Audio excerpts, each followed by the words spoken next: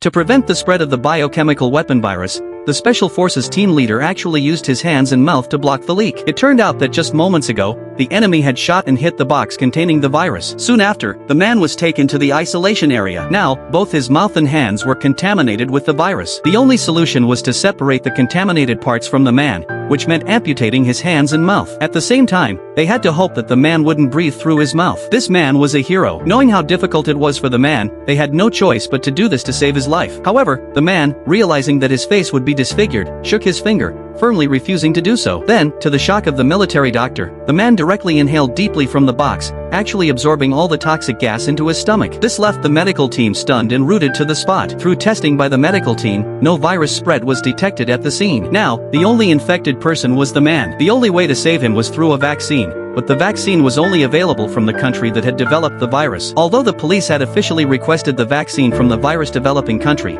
there was a high likelihood that they wouldn't receive it. Obtaining the vaccine through unofficial means could lead to even more complex diplomatic issues. Just then, the chief of staff's phone rang. It turned out that the country that had developed the virus had agreed to provide the vaccine, but it would take 12 hours. However, there was no time to wait. If the man wasn't vaccinated within an hour, he wouldn't survive. After some time, the chief of staff came with the Special Forces team to see the man. It was more of a farewell than a visit, as they knew that unless a miracle happened, the man would die soon. Eventually, the vaccine arrived. But the doctor sighed, it's too late. It had already been over 10 hours. If the vaccine had been administered shortly after the man had inhaled the virus, he might have been saved. But now, it was too late. However, they suddenly realized something was off. Why wasn't the man showing any reaction? The doctor was puzzled and quickly conducted tests. Just as the man's division commander, father, and mother came to see him, the doctor finally discovered the secret behind the man's abnormal condition. He rushed to the man's room and turned off the medical equipment. The man was confused, thinking that they had given up on treating him. The doctor explained that he was fine. It turned out that the virus had a 99.9% infection rate, but 0.1% of people had a natural immunity. The man was one of that lucky 0.1%. Overwhelmed with joy, he hugged the doctor. The man had become the hero who saved everyone.